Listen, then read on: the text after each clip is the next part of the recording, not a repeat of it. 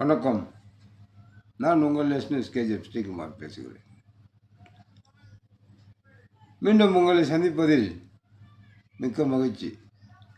நான் கடந்த பதிவில் சொன்னது போல தமிழக வெற்றி கழகம் ஒரு இடத்தில் கூட வெற்றி பெறாது. அப்படி வெற்றி பெற்று விட்டால் நான் பதிவு போடுவதை நிறுத்தி விடுகிறேன் என்று சொன்னேன். ஆனால் தமிழக வெற்றி கழகம் 108 இடங்களில் வெற்றி பெற்றுவிட்டது. அப்படியானால் ஏன் நீ பதிவை வெளியிட்டு கொண்டு இருக்கிறாய் என்று நீங்கள் கேட்கலாம். தீய சக்தி தீய சக்தி தீய சக்தின்னு சொன்னார். அந்த தீய சக்தியில் இருக்கின்ற கூட்டணி வெற்றி பெற்றவர்களை இவர் அழைத்து கொண்டது சரி என்றால் நான் மீண்டும் பேசுவது சரி என்று நினைக்கிறேன். ஆனாலும் அவர்கள் கூட்டணி கட்சியை விட்டு வெளியேறியவர்கள் தீய சக்தி இல்லாமல் இப்போது அவர்கள் தூய சக்தி ஆகிவிட்டார்கள் என்று இவர்கள் நினைத்து கொண்டாலும் தவறான கருத்தை நான் வெளியிட்டதற்காக, என் கணிப்பு தவறாகி போனதற்காக உங்களுக்கு மன்னிப்பு கேட்டுக்கொள்கின்றேன். பொதுமக்களிடம் மன்னிப்பு கேட்டுக்கொள்கின்றேன். மறைந்த திரைப்பட தயாரிப்பாளர் ஆர்பி சௌத்ரி அவர்களுக்கு உங்கள் எஸ்என்எஸ் கேஜிஎஃப் சார்பாகவும் என்னுடைய சார்பாகவும் அந்த இரங்கலை தெரிவித்துக் கொள்கிறேன். இன்றைய தமிழக சூழலில் 108 இடங்களை பிடித்த தமிழக வெற்றி கழகம் என்னுடைய கருத்து கணிப்பை மட்டும் உடைக்கவில்லை, கிட்டத்தட்ட 99% பேருடைய கருத்து கணிப்பை உடைத்து 108 இடங்களை பிடித்திருக்கிறது. அந்த வெற்றி பெற்றவர்கள் அனைவருக்கும் திரு ஜோசப் விஜய் அவர்கள் உள்ளிட்ட அனைத்து சட்டமன்ற உறுப்பினர்களுக்கும், திராவிட முன்னேற்ற கூட்டணியில் வெற்றி பெற்றவர்களுக்கும், அதிமுக கூட்டணியில் வெற்றி பெற்றவர்களுக்கும் என் மனமார்ந்த வாழ்த்துக்களை சமர்ப்பித்துக் கொள்கிறேன். இப்போது ஆட்சி அமைக்கிறதுக்கு விஜய் அவர்களுக்கு இன்னும் 11 சீட் தேவைப்பட்ட நிலையில் 5 சீட்டு திமுக கூட்டணியிலிருந்து வெளியேறி இருக்கிறது காங்கிரஸ். அது காங்கிரஸுக்கு கூட்டணி தர்மம்னா என்னன்னு தெரியாது. கூட்டணி தர்மத்தை தெரியாத காங்கிரஸ் பதவி ஆசைக்காக தவேகாவில் போய் இணைந்திருக்கிறது. ஒரு தலைவர் 1940 வாக்குகளில் நான் சொல்கிறேன், திருமணமானவர், அவருடைய தந்தை ஒரு வழக்கறிஞர், 1 மணி நேரத்துக்கு 50,000 ரூபாய் பீஸா வாங்கிட்டு இருந்திருக்காரு. பீஸு அப்போவே 50,000 பீஸு 1 மணி நேரத்துக்கு. அப்படிப்பட்டவருக்கு பிள்ளையாய் பிறந்த கோட்டீஸ்வரன் ஆங்கிலேய அரசரால் கைது செய்யப்பட்டு 3 ஆண்டுகள் கழித்து வீட்டுக்கு வந்திருக்கிறார். அவர் வீட்டுக்கு வந்து உட்காந்த உடனே அவங்க மனைவி சொல்லியிருக்கிறாங்க, டீ போட்டோமா அப்படின்னுக்கிறாங்க.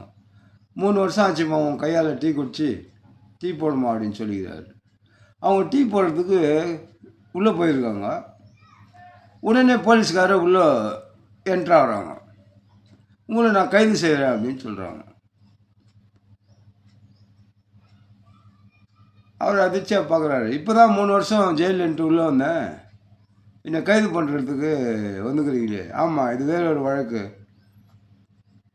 அப்படி என்றால் வாங்க போகலாம் அப்படின்னு எழுச்சி போகிறாரு.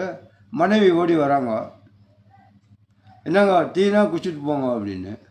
அப்போ அந்த தலைவர் சொல்கிறாரு, வேணாம்மா, இந்த டீ குடிச்சிட்டு போனாக்கா உன் ஞாபகமாக இருக்கும் அப்படின்னு கலங்கிய இதயத்தோடு அந்த காவலர்களோடு போய்விடுகிறார். போய் இன்னும் 2 வருஷம் பொறுத்து இருந்துட்டு வர்றார். அவர் யாருன்னா இந்தியாவின் முதல் பிரதமர் ஐயா ஜவஹர்லால் நேரு. அவங்களுடைய மனைவி காப்பி டீ குடிச்சிட்டு போன்னு சொன்னவங்க தன்னுடைய கணவனை கண் கலங்க பார்த்து கொண்டே நின்றிருந்த அந்த மனைவி எவ்வளவு வேதனைப்பட்டிருப்பார். ஒரு அவருக்கு 50,000 ரூபாய் ஃபீஸ் வாங்கிட்டு இருந்த மிகப்பெரிய கோட்டீஸ்வர வழக்கறிஞர் தரையில் படுப்பாராம். வேலைக்காரன் கேட்பானா, ஐயா தரையில் படுக்கிறீங்க ஐயான்னு. என் பிள்ளை அங்கே தரையில் தானே நான் படுப்பான் அப்படின்னு வரான். அவர் தான் ஐயா நேருவோடைய தந்தை.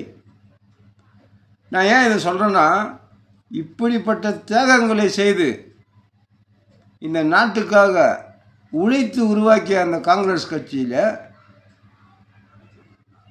கிட்டத்தட்ட 50 ஆண்டுகளுக்கு மேலாக இந்தியாவை ஆண்ட அந்த காங்கிரஸ் கட்சியில்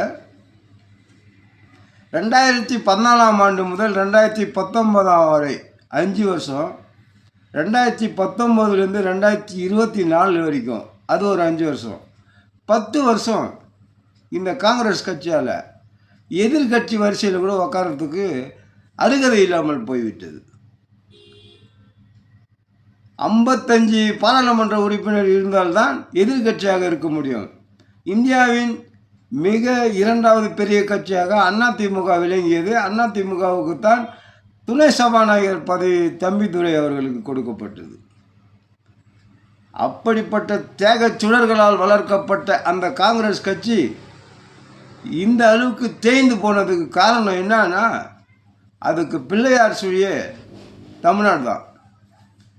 இந்த தமிழ்நாட்டில் தான் முதலாக காங்கிரஸில் கோஷ்டி பூசலை உண்டானது. கோஷ்டி பூசலில் நம்பர் 1 இந்த காங்கிரஸ்காரங்க. தமிழ்நாட்டில் காங்கிரஸ் கட்சியில் தொண்டை ரொம்ப கம்மி, தலைவனுக்கு தான் ரொம்ப ஜாஸ்தி. அவங்களுக்கு இந்த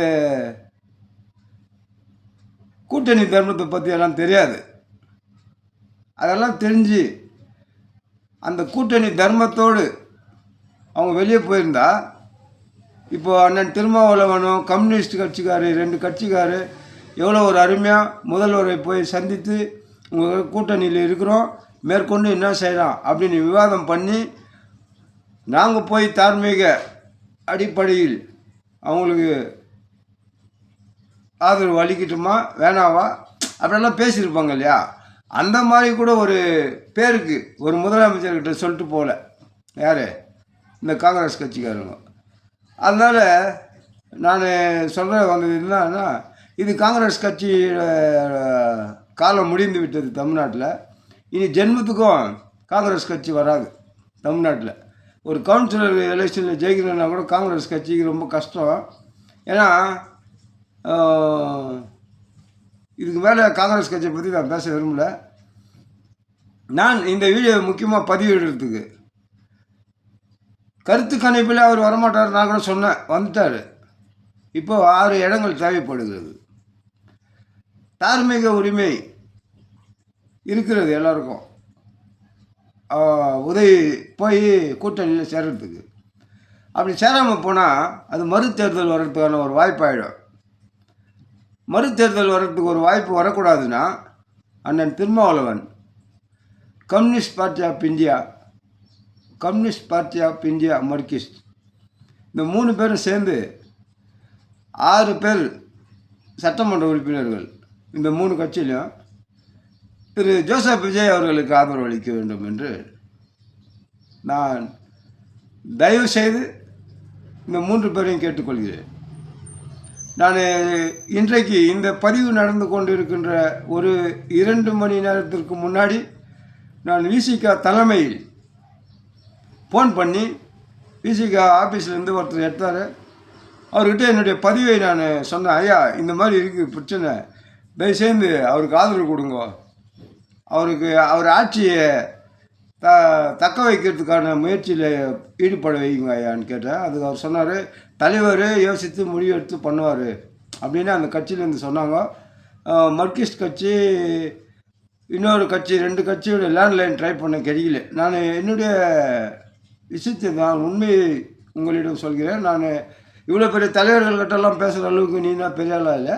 அவங்கெல்லாம் சாதாரணமான தலைவர்கள். அதனால தான் தெருவிலே உட்காந்து சாப்பிடுவாங்க, ஸ்டார் ஹோட்டல்லே உட்காந்து சாப்பிடுவாங்க. அந்த மாதிரி ஏழ்மையான தலைவர்கள். அவர்கள்கிட்ட எல்லாருமே ரொம்ப ஈஸியாக அணுகலாம். இந்த காங்கிரஸ் ஓட்டிச்சு பாரு, அந்த மாதிரி ஓடல இவங்க. பொறுமையாக விலைக்கு சொல்கிறாங்க, சொன்னது மட்டும் இல்லாமல் கவர்னரு கண்டிக்கிறாங்க. முதலாவது யார் வெற்றி பெற்றிருக்கிறார்களோ, முன்னணியில் இருக்கிறார்களோ அவங்கள சட்டசபையை கூட்டுறதுக்கு நீங்கள் அனுமதிக்கணும். ஃப்ளோரில் தான் காட்டணும். நாங்கள் 118 ஃப்ளோரில் தான் காட்டணும், இப்போயே காட்டணுன்ற அவசியம் இல்லை அப்படின்னு சில மாநிலத்தில் நடந்த சம்பவங்களை எல்லாம் எடுத்து சொல்லியிருக்கிறாங்க. இப்போ உதாரணமாக கர்நாடக மாநிலத்தில் ஜேடிஎஸும் பிஜேபியும் சேர்ந்து 5 வருஷம் கூட்டணி ஆட்சியில் உக்காந்தாங்க. 2.5 வருஷம் ஜேடிஎஸ், 2.5 வருஷம் ஆர்பி, இது பிஜேபி. ஜேடிஎஸும் பிஜேபியும் ஒப்பந்தத்தோட முதல்வர் பதவியில் உக்காந்தாங்க. 2.5 வருஷம் ஆன பிறகு ஜேடிஎஸ் என்ன பண்ணிட்டாங்க, பிஜேபிக்கு வாய்ப்பு கொடுக்கல. அதனால் அந்த 2.5 வருஷத்தில் மறுதேர்தல் வந்துட்டு. மறுதேர்தல் வந்த பிறகும் பிஜேபிக்கு போதிய உறுப்பினர்கள் இல்லை. கவர்னர் கூப்பிட்டாரு, ஏன்னா பெரும்பான்மையான இடங்கள் இருக்கிறதுன்னு கவர்னர் கூப்பிட்டு முதல்வர் பதவி எடுக்க வச்சு ஃப்ளோரில் காட்டுங்க, அசம்பிளி ஹாலில் காட்டுங்க உங்களுடைய 118 உறுப்பினர்கள்னு சொல்லி அனுப்பிச்சிட்டாரு. அசம்பிளியில் அவர்களால் காட்ட முடியல, கலைந்து விட்டது. கவர்னர் ஆட்சி வந்தது. அந்த 7 நாள்லேயே திரும்பவும் ஒரு தேர்தலை கர்நாடக மாநிலம் சந்தித்தது. இதே மாதிரி தான் மகாராஷ்டிராவில் நடந்துக்குது, அங்கே நடந்துக்குதுன்னு சொல்கிறாங்க. எனக்கு தெரிஞ்சது கர்நாடகாவில் இது கண்டிப்பாக இது உண்மையான விஷயம். இது நடந்தது. குறைந்த 7 நாட்களிலேயே அவரால் நிரூபிக்க முடியல. அதனால் கவர்னர் அவர்கள் விஜய் அவர்களுக்கு பதவி பிரமாணம் எடுப்பதற்கான அழைப்பை கொடுக்க வேண்டும். அந்த அழைப்பை ஏற்று இவர்கள் பதவி ஏற்றவுடன் சட்டசபையில் அவங்க நிரூபிச்சுட்டு போகிறாங்க. சட்டசபையில் அவங்களால நிரூபிக்க முடியலனா அப்போ நீங்கள் கவர்னர் ஆட்சி கழிங்க. இல்லை அதுக்கு நெக்ஸ்ட்டு யார் ஜெயிச்சுக்கிறாங்க அவங்கள கூப்பிடுங்க. அவங்களால முடியலன்னா அதுக்கு நெக்ஸ்ட் யார் ஜெயிச்சுக்கிறாங்க அவங்கள கூப்பிடுங்க. இப்படி சட்டப்பிரகாரம் அரசியல் அமைப்பு சட்டப்பிரகாரம் போட்டு விட்டு எடுத்த உடனே லிஸ்ட்டு கொடுத்தாங்க. 118 லிஸ்ட்டு, 118 பேர் இருக்குதா, 112 பேர் தான் இருக்குது, இன்னும் 6 பேர் எங்கிருந்து வருவார்கள், எங்கேருந்து வராங்க. கவர்னருக்கு அதை பற்றி என்ன கவலை? இன்றைக்கு பேசி கொண்டிருக்கிறார்கள் விடுதலை சிறுத்தைகள் கட்சி, கம்யூனிஸ்ட் கட்சி, இன்னொரு கம்யூனிஸ்ட் கட்சி, மார்க்சிஸ்ட் கம்யூனிஸ்ட் கட்சி சேர்ப்பாங்க, போகிறதுக்கான வாய்ப்பு இருக்குது. இப்போ என்ன மாதிரி எத்தனையோ பேர் சொல்லியிருப்பாங்க. அண்ணன் விடுதலை சிறுத்தைகள் கட்சி தலைவர் திருமாவளவன் அண்ணனுக்கும் ஐயா சண்முகம் அவர்களுக்கும் மார்க்சிஸ்ட் கட்சி இந்த கட்சியின் செயலாளர்கள் பேசியிருப்பாங்க. அரசியல் சூழ்நிலையை அவங்களும் சிந்தித்து பார்த்துருப்பாங்க. இன்னொரு தேர்தல் நடக்கிறத எந்த கட்சியும் இப்போ விரும்பாது. ஏன்னா இன்னும் சிம்பத்தி ஜாஸ்தி ஆகிடும் விஜய் மேலே. இன்னொரு கட்சி இன்னொரு முறை தேர்தல் வந்தால் பாரு, இவ்வளோ ஓட்டு வந்தோம், இவ்வளோ ஜனம் சேர்ந்தோம், இவ்வளோ சட்டமன்ற உறுப்பினர்கள் வந்தோம், விஜய் சீட்டில் உக்காரத விட்டாங்க, திமுககாரம் பண்ணிட்டான். இது யார் பண்ணுறாங்கன்னு திமுககாரம் பண்ணிட்டான்னு சொல்லுவாங்க. அப்புறம் ஒரு எலெக்ஷன் வரும்போது இந்த ஃபீலிங் சிம்பந்தியில் இது 108 168 கூட ஆகிடலாம். அதனால் அவர் 68 ஆகிறாரோ 78 ஆகிறாரோ மறு தேர்தலை நடத்துவதற்கு நீங்கள் அனுமதிக்கக்கூடாது. அப்படி அனுமதிக்கக்கூடாது என்றால் அண்ணன் திருமாவளவன், சிபிஐ, சிபிஐஎம் இங்கே 3 பேரும் தயவு செஞ்சு தமிழக வெற்றி கழகத்துக்கு ஆதரவு அளித்து ஆட்சி அமைப்பதற்காக நீங்கள் உதவி செய்யுங்கள். ஒருவேளை ஒரு வருடம் நீங்கள் பாருங்க, திரு விஜய் அவர்கள் சரியான முறையில் ஆட்சி செய்யலைனா, அவர் சொன்ன அந்த வாக்குறுதிகளை நிறைவேற்றவில்லை என்றால், இவர் சொன்ன வாக்குறுதியை நிறைவேற்றவில்லைன்னு வெளியே வந்துருங்க. நீங்கள் அங்கேயே இருக்கணுன்றது ஒன்றும் சட்டம் கிடையாது. ஆனால் உடனுக்குடன் தேர்தல் நடப்பதை தவிர்க்க வேண்டும் என்ற ஒரு காரணத்தினால் இந்த வேண்டுகோளை உங்களிடம் வைக்கிறேன். நீ கேட்கலாம், ஏன் குறிப்பாக 2 கம்யூனிஸ்ட் திருமாவளவன் மட்டும் கேட்குறாங்க, வேறு யாரும் கேட்க மாட்டேங்கிறாங்க அப்படின்னு. அவங்க தான் இன்றைக்கி கவர்னர் கண்டிஷனுங்கிறாங்க, விஜய் அவர்களை அழைக்க வேண்டும், கவர்னர் விஜய் அவரை பதவி பிரமாணம் செய்வதற்கு அழைக்க வேண்டும் என்று அவர்கள்தான் 2 கம்யூனிஸ்ட் அவரும் விடுதலை சிறுத்தைகள் கட்சி தான் அழைத்து கொண்டிருக்கிறது. ஆகவே என்ன தான் செய்கிறாரு பார்க்குமா? இவ்வளோ பேர் ஓட்டு போட்டு தேர்ந்தெடுத்துட்டாங்க. 1,60,00,000 பேருக்கு மேலே ஓட்டு போட்டாங்க. 108 சீட்டு வந்துச்சு. இது எதிர்பார்க்காத இருந்தாலும் நாங்கள் எதிர்பார்க்கல அப்படின்னாலும் சொல்ல முடியாது. வந்தது தான். ஒரு ஓட்டில் தோத்துட்டார் அமைச்சர் பெரிய கருப்பன். தோத்தது தான். அது ஒரு ஓட்டில் தோத்தாலும் எம்எல்ஏ தான், 1,00,000 ஓட்டில் தோத்தாலும் எம்எல்ஏ தான். தமிழ்நாடு முதலமைச்சரே தோத்துட்டார். அதுக்கெல்லாம் ஒன்றும் பண்ண முடியாது. மேற்கு வங்கத்தில் மம்தா பானர்ஜி மேடமே தோற்றுட்டாங்க. என்ன பண்ண முடியும்? வெற்றி தோல்வி எங்களுக்கு சகஜம். அதனால் முன்னதாக 108 அதை ஒன்று மைனஸ் பண்ணால் கூட 107 இருக்குது. இவங்க ஒரு 5 போய்க்கிறாங்க காங்கிரஸ்காரு. இவங்க ஒரு 6 பேர் போனாங்களாம். அப்போ காங்கிரஸ் போனது மட்டும் நீ இப்படி வெள்ளாசி கட்டுறியா? இவங்க போகிறதுக்கு மட்டும் ஏன் இவ்வளோ சொல்கிற நீங்கள் சொல்லலாம். ஆனால் இவர்கள் அந்த கூட்டணி தர்மத்தோடு பேசி போகிறார்கள். ஆனால் காங்கிரஸ் மாதிரி கூட்டணி ஓடிஇல்லை ஒரே ஓட்டம். சொல்லாத கொள்ளாது. காங்கிரஸுக்காரன் வேலையாக தான். இன்றைக்கி நான் சொன்ன பாரு, யாரை கஷ்டப்பட்டு ஒருத்தர்கிட்ட குத்துட்டு போன கட்சியை இந்த அளவுக்கு நாசமாக பண்ணி வச்சுக்கிறாங்க காங்கிரஸ் கட்சியை. எதிர்கட்சியை வரிசையில் கூட உட்கார முடியாமல் 10 வருஷமாக அவசரப்பட்ட காங்கிரஸ் கட்சி இந்தியா கூட்டணியில் வந்த பிறகு தான் 99 சீட்டு வாங்கி எதிர்கட்சி வரிசையில் உட்காந்துக்குது. அந்த 10 சீட்டு கூட தமிழ்நாட்டில் திமுககாரர் இல்லைனாக்கா காங்கிரஸால் ஜெயிச்சிக்க முடியாது. இப்போ கூட திமுகவில் நின்றுனால்தான் அந்த 5 சீட்டு கூட கட்சிச்சு. நான் 28 சீட்டு கொடுக்கும்போதே நான் என்னுடைய வீடியோவில் நான் பதிவு கொடுத்தேன், காங்கிரஸ்காரனை தொத்திடுங்கப்பா, அந்த 28 நீங்கள் நின்னீங்கன்னா 15 இடம்னா ஜெயிக்குவீங்க. தேமுதிக 10 இடம் கொடுக்குறப்ப நான் சொன்னேன், தேமுதிக 10 இடத்துலையும் தோற்றுருவான்னு. ஆனால் ஒரு இடம் ஜெயிச்சு போச்சு. காங்கிரஸ் 10 இடம் ஜெயிக்கும்னு சொன்னேன், 5 இடம் தான் ஜெயிச்சிக்குது. சொன்னது தவறாக இருந்தாலும் ஆனால் பழிச்சிக்குது. ஆனால் ஒன்றும் பழிக்கல.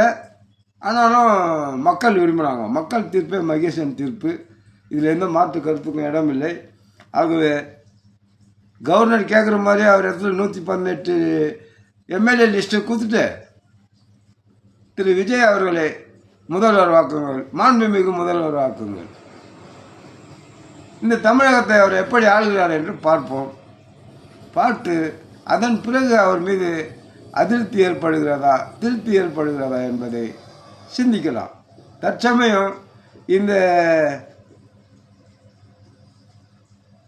ஆளுநருடைய செயல்பாட்டை விமர்சனம் செய்து கொண்டு இருக்காமல், அவர் என்ன சொல்லிட்டார், அவர் எங்கேயோ ஒரு இடத்துலேருந்து மெசேஜ் வந்திருக்கோம், 118 லிஸ்ட்டு வந்தாக்கா கூப்பிடலாம் கூப்பிடாதுன்னு. அவர் ஒரு மெசேஞ்சர் மாதிரி தான். அவர் ஒத்துக்க மாட்டார். வாங்க வேணாலாம் நீங்கள்லாம் வேண்டுகோள் விட்டுருந்தா கூட அவர் ஒத்துக்க மாட்டார். கவர்னரோட வேலை உங்களுக்கு என்னன்னு தெரியும். அதனால் அண்ணன் திருமாவளவன், மார்க்சிஸ்ட் கம்யூனிஸ்ட் கட்சி, இந்திய கம்யூனிஸ்ட் கட்சி 3 பேரும் சேர்ந்து நீங்கள் போனீங்கன்னா தற்சமயம் 118 எம்எல்ஏக்கள் லிஸ்ட் ஆகிடும். யார்கிட்ட? திரு விஜய் அவர்கள்கிட்ட. தமிழக வெற்றி கழகம் ஆட்சி அமைக்கும். தயவுசெய்து நீங்கள் மறுதேர்தல் வர்றதுக்கு விடாமல், குடியரசு ஆட்சி நடத்துறதுக்கு விடாமல், ஏன்னா நீங்களே பல முறை கவர்னரை கண்டிச்சுக்கிறீங்க, இது மாதிரி எல்லாம் பண்ணக்கூடாதுன்னு. நாளைக்கு நீங்கள் முன்னே வந்து இந்த மாதிரி பண்ணியிருந்தாக்கா உங்களுக்கு எப்படி கோபம் வந்திருக்கும்? நியாயமாக யோசனை பண்ணணும். அதனால் இருக்கிற விஷயத்தை உங்கள் கூட்டணி தலைவர்கிட்ட சொல்லி நீங்கள் வெளியேறது நல்லதுன்னு நான் நினைக்கிறேன். நான் ஏதாவது அண்ணன் திருமாவளவன் கட்சி பற்றியோ சிபிஐ பற்றியோ சிபிஎம் பற்றியோ தவறாக பேசியிருந்தால் தயவுசெய்து பெருமனதோடு என்னை மன்னித்து விடுங்கள். நான் தவறாக தான் பேசலை. அங்கே தொங்கி நிற்குது ஒரு சட்டமன்றம் அமைக்க முடியாமல். நீங்கள் மனசு வச்சா அது நடக்கும். அது ஏன் என்னை மனசு வைக்கலையே அப்படின்ற ஒரு ஆதங்கத்தை தான் நான் வெளிப்படுத்தினேன். மீண்டும் நீங்கள் என்ன செய்கிறீர்கள் என்பதை பார்த்து நான் அடுத்த பதிவில் உங்களை சந்திக்கிறேன். அதுவரை உங்களிடமிருந்து விடைபெறுவது உங்கள் எஸ்எஸ் கேஜிஎஃப் ஸ்ரீகுமார். நன்றி, வணக்கம்.